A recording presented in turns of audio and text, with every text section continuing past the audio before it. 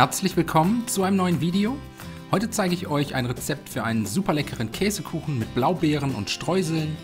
Dafür als erstes 600 Gramm Mehl, 300 Gramm kalte Butter in kleinen Stücken, 200 Gramm Zucker, ein Ei und je ein Päckchen Vanillezucker sowie Backpulver in eine große Rührschüssel geben und dann für 4 bis 5 Minuten mit den Händen verkneten, bis sich alle Zutaten gleichmäßig verteilt haben und ein lockerer Streuselteig daraus entstanden ist.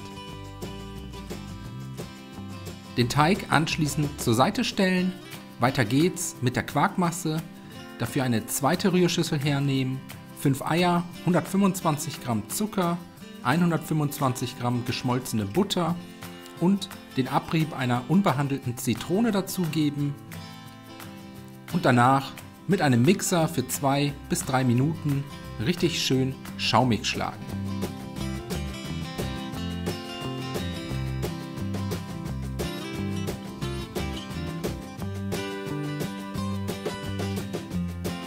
Wenn das erledigt ist, kommt der Speisequark dazu, insgesamt 1 Kilogramm.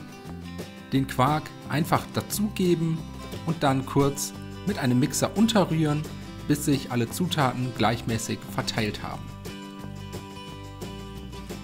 Als nächstes ein Backblech mit Backpapier auslegen, eventuell einen Backrahmen darauf platzieren, dann etwa 2/3 des Streuselteigs auf dem Backblech verteilen, den Teig bis in die Ecken gleichmäßig dick andrücken, jetzt die vorbereitete Quarkmasse auf das Backblech gießen, alles ein wenig glatt streichen und wenn das erledigt ist, etwa 500 Gramm Blaubeeren auf der Quarkschicht verteilen und außerdem den restlichen Streuselteig drüber streuen.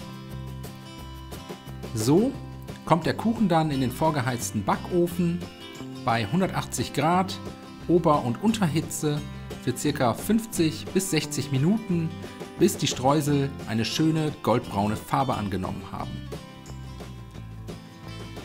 Den fertigen Kuchen anschließend aus dem Ofen holen, auf dem Backblech ein wenig abkühlen lassen und dann in Stücke schneiden und servieren. Ich hoffe, euch hat das Video gefallen. Ich wünsche euch viel Spaß beim Nachbacken. Bis zum nächsten Mal.